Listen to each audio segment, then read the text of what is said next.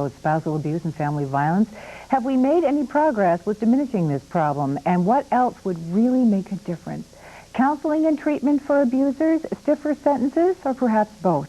I want your comments and questions on this issue, and here's the number, 902-481-4441. More public awareness. We've heard that more than once here today.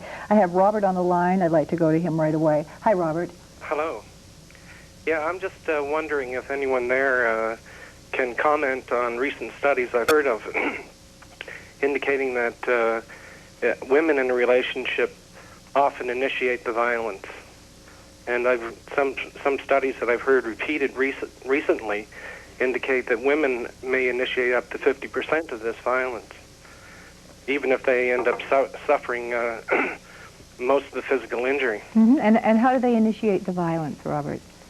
Well, they take the first swing, is what I understand, but they may initiate the verbal abuse as well, but I don't know much about it, and that's why I'm calling. Mm-hmm. Okay. I don't know much about it either. Would you like to speak to that? Well, I've heard things like that before, and one of the things that that I think is really important to understand is that women do not cause the violence. I think, even if somebody is yelling at you or whatever, it doesn't mean that gives that guy a right to take a swing or push you or anything like that. So I think it's really important not to focus on, again, we see the focus on what is the woman doing. Is she, did she say something? Did she do something? Why is she there? Why isn't she leaving or whatever? And there's, again, the attention's focused on the woman, not on the perpetrator. And I think that the question that has to come out is that, why is the man choosing to express himself in that violent way? Why does he do it? I think that's the most important question. It's extremely convenient for men to blame others for their responsibility. And as long as we have the notion that a woman can provoke someone into violence or someone can provoke someone into violence, and that takes the responsibility off the perpetrator. And I'm very familiar with that research, and I'm very familiar with the philosophy that's behind the research. And if Robert would like to call me at work, 424-3831, I'd have a lovely chat with him this afternoon, and we can explore the topic. But it suffices to say I dismiss the research because it is not the experience of women that I know, and it is not the experience of men that I know. The vast majority of the violence that is done towards women is done by men, and it is done in the context of an extremely elaborate system of power and control that comes from deep insecurities and weaknesses within men. And as a man, I need to start embracing that and start taking responsibility and start putting aside this kind of think tank research that comes from a certain sector of society that attempts to take the blame off of men, because it will not stop unless I as a man start taking responsibility. Who is the sector of society that is taking the blame off men or attempting to? Well, how much time do you have? Oh, really? Yeah, I mean, it's a complex thing. It's angry white men that do that research because they do not like the progress of women in our society, and they're trying to diminish the progress of women in our society.